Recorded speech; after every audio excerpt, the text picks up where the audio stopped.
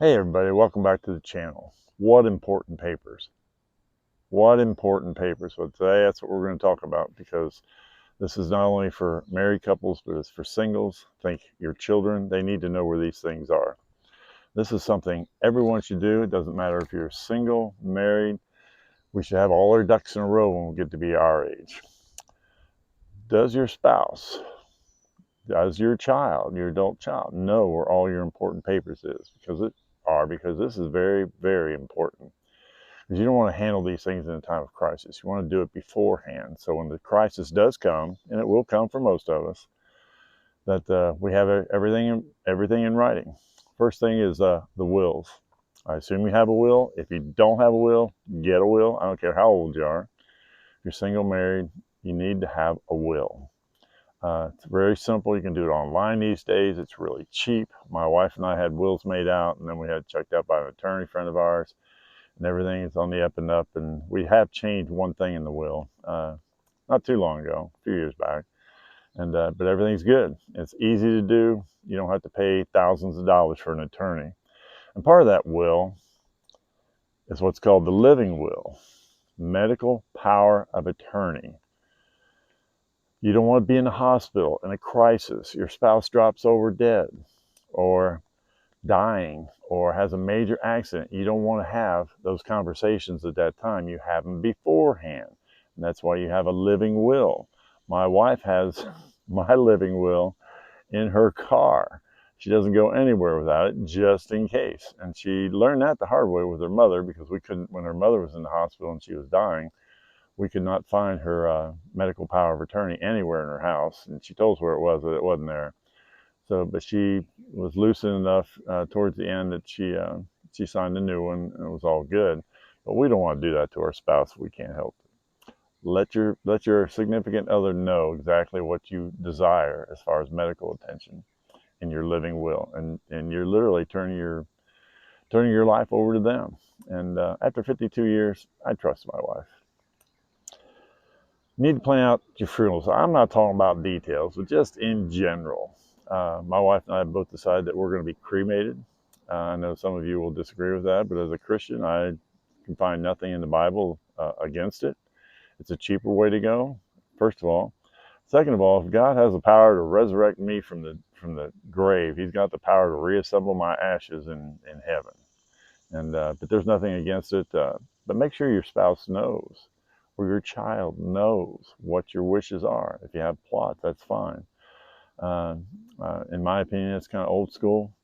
But once we're gone, we're gone. I don't care where it is. I don't care if we're buried in the ground or sitting in an urn.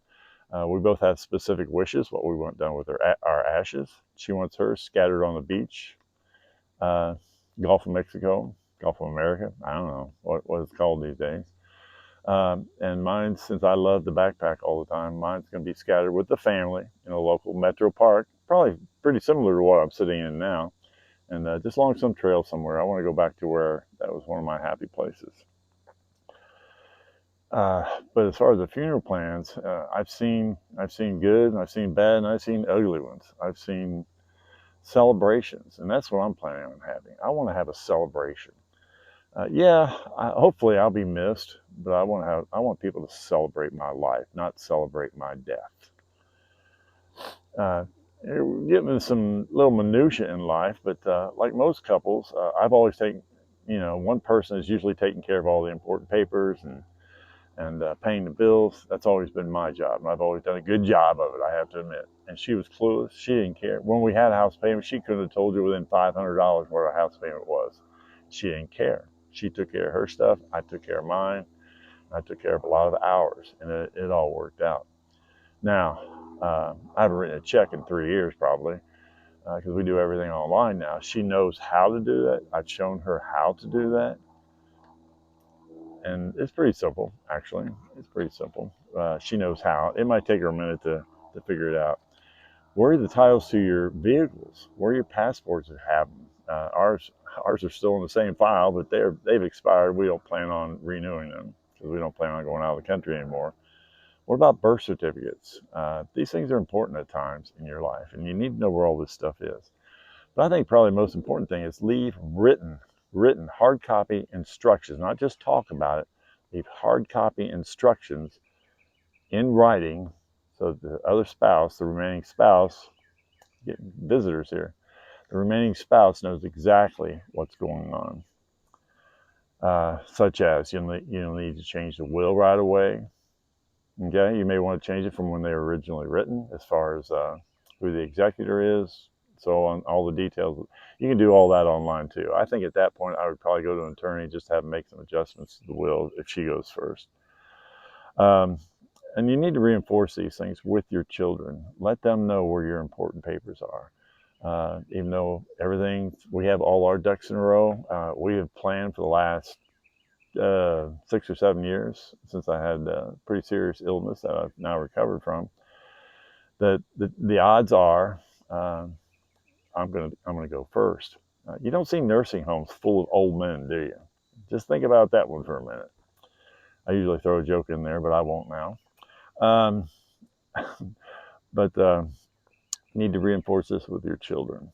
Reinforce it and leave it written down.